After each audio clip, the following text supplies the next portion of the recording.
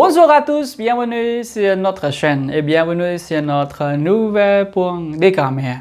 អរគុណសម្រាប់ការទស្សនារបស់អ្នកទាំងអស់គ្នាហើយសង្ឃឹមថាអ្នកទាំងអស់គ្នាមានសុខភាពល្អនិងសំណាងល្អគ្រប់ពេលវេលាហើយថ្ងៃនេះយើងនឹងសិក្សា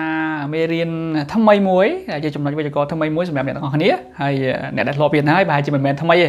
បាទអ្នកដែលសម្រាប់អ្នកដែលចាប់ដើមរៀនគឺ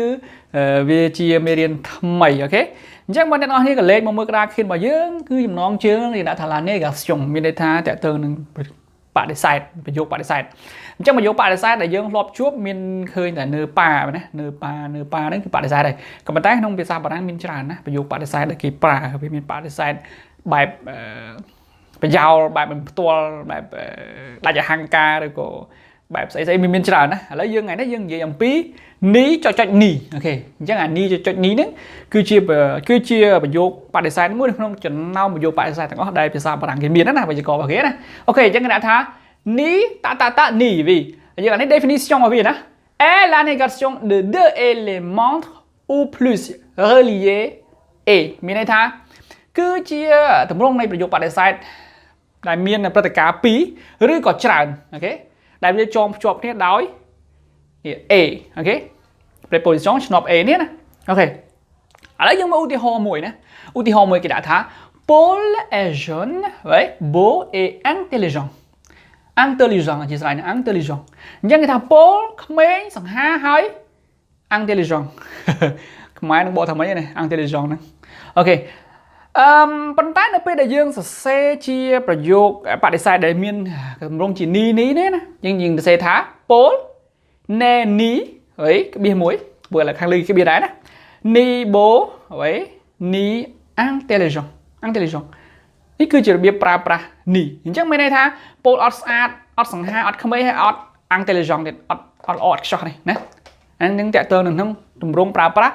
នេះចុចនេះអូខេអាហ្នឹងតើតើនឹងនិយមន័យក៏ដូចជា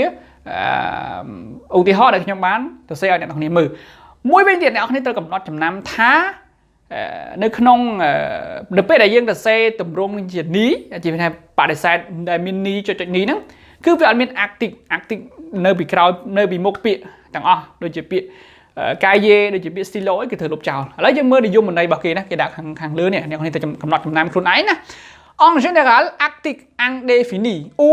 partitif អូខេ disparaître après ni មានន័យថារាល់ actif ទាំងអស់ទាំង actif défini ទាំង actif partitif មានន័យថាលើឡាលេឌុយដេអីហ្នឹងនៅពេលដែលបំលែងវាទៅជាទម្រង់នីចុចនេះហ្នឹងគឺត្រូវបានបាត់ទាំងអស់មានថាលុបចេញទាំងអស់ដកចេញទាំងអស់ឥឡូវយើងមកឧទាហរណ៍ណា Tu as un stylo et un cahier អ្នកឯងមានប៊ិចមានសភៅឯង Non je n'ai ni stylo ni cahier ឃើញទេបើយើងកន្លែងមកមើលប្រយោគដើមមកគេមានអាងមែនទេ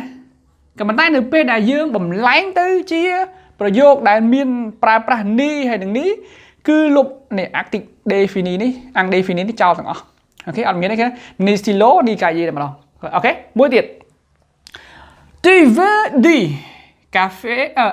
du thé ou du café អានេះ active partitif ណាឃើញទេ du នេះ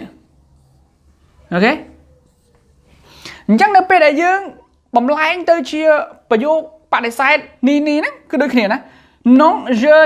ne veux ni thé ou ni café អូខេអញ្ចឹងត្រូវបានលុបហើយឌុយហ្នឹងអូខេនេះទម្រង់នេះគឺយើងដាក់ភ្ជាប់នីហ្នឹងតែម្ដងអូខេនេះគឺជារបៀបប្រើក៏ដូចជាកំណត់សម្គាល់មួយចំនួននៅពេលដែលអ្នកទាំងអស់គ្នាចង់បំលែងប្រយោគមួយ